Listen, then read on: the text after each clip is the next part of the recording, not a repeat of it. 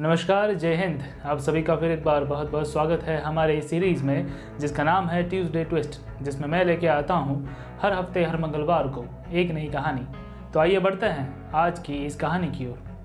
तो इस कहानी को शुरू करने से पहले मैं आपको एक बात बता देना चाहता हूँ कि ये कहानी कोई सच्ची घटना नहीं है।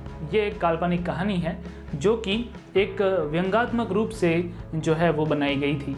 अब जैसा कि आपको पता है कि जब भी हमारे देश में चुनाव आते हैं, इलेक्शंस आते हैं, तब इस तरह की कहानियाँ राजनेताओं के बारे में आती ही रहती हैं। और उन्हीं में से ऐसी ही एक कहानी उस ज़माने में भी थी जब द्वितीय विश्व युद्ध का समय था, यानी कि वर्ल्ड वॉर 2 का समय था। उस दौर के अगर कुछ महान नेताओं के नाम लिए जाए तो उनमें से एक नाम आता है इंग्लैंड के विंस्टन चर्चिल का, और उन्हीं के साथ अगर कुछ तानाशाहों के नाम लिए जाए तो आपको पता है कि दो नाम आते हैं हमारे सामने। एक है हिटलर का और दूसरा है मुसोलिनी का। अब इन्हीं तीन पात्रों को लेकर ये कहानी जो है वो बनाई गई थी। कहानी की शुरुआत कुछ इस तरह से होती है कि ये तीन यानी कि हिटलर, मुसोलिनी और विंस्टन चर्चिल एक बार एक जगह पर मिले। अब मिलने के बाद वो तीनों एक दूसरे से सवाल पूछने लगे कि आपको क्या लगता है कि आप ये युद्ध जो है वो कैसे जीतेंगे। अब जवाब तो कोई देने के लिए तैयार नहीं था, इसलिए तीनों ने ये फैसला किया कि एक छोटी सी स्पर्धा रखी जाए। देखते हैं कि किसमें वो काबिलियत है जो युद्ध जीत सकता है। और सभी लोग मान गए। स्पर्धा कुछ इस तरह से थी कि एक छोटा सा तालाब जैसा वहाँ पे था, एक छोटा सा पौंड था जिसके अंदर पानी भरा हुआ था और उसके अंदर थी कुछ मछलियाँ। उन सभी ने ये कहा कि वहाँ पे जो एक मछली दिख रही है उस मछली को पकड़ के लाना है। जो भी ये काम कर देगा हम मान लेंगे कि वो जो है इस युद्ध को जीत सकता है। अब सबसे पहले जो प्रतिस्पर्धी आ गया है वो थे मुसोलिनी। उसने अपनी गन निकाली और गन निकालकर उस मछली को निशाना बनाया। जैसे ही वो गन चलाते वो मछली कहीं और भाग जाती और इस तरह से उनकी गन की सारी गोलियां ख़त्म हो गई, लेकिन उस मछली को वो टारगेट नहीं कर पाए। अब ये देखकर हिटलर हंसे जा रहा था, तो मुसोलिनी ने कहा कि अगर ऐसा है तो तुम उस मछली को पकड़ लो। हिटलर ने अपने आदमियों को तालाब के अंदर उतारा। अब उन आदमियों के हाथ वो मछली लग गई और हिटलर ने कह दिया कि देखा, इस तरह से युद्ध मैं जीत जाऊंगा, सभी को इसी तरह से जकड़ लूँगा जैसे मैंने इस मछली को जकड़ा है।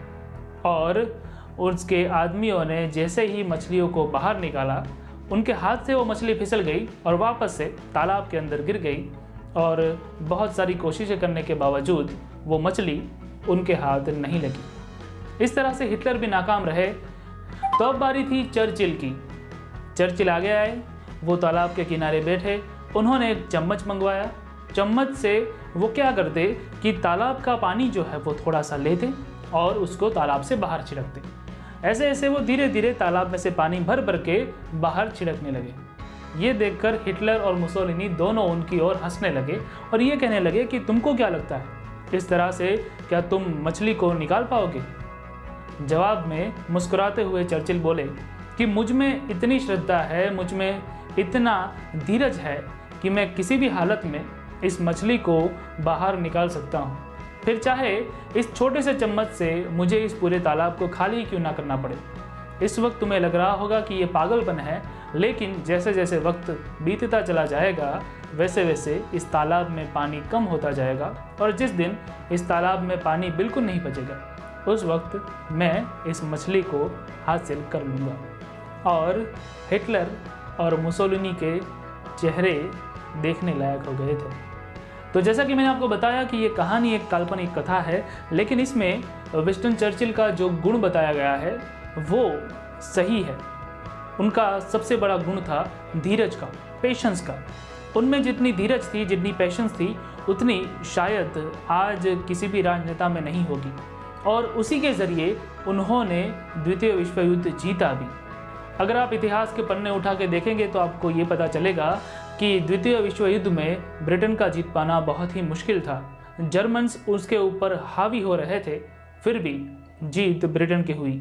उसमें विंस्टन चर्चिल का बहुत ही बड़ा हाथ है। उनका ये धीरज का गुण उनको बहुत ही ज़्यादा काम आया है। और इसीलिए इस कहानी की सीख भी यही है, चाहे कुछ भी हो जाए, अगर हम सकारात्मक रहकर चर्चिल की तरह ही चम्मच का इस्तेमाल करते हुए पानी को बाहर छिड़कते रहेंगे, यानी कि समस्याओं को धीरे धीरे टैकल करते रहेंगे तो एक दिन हमें सफलता ज़रूर मिलेगी।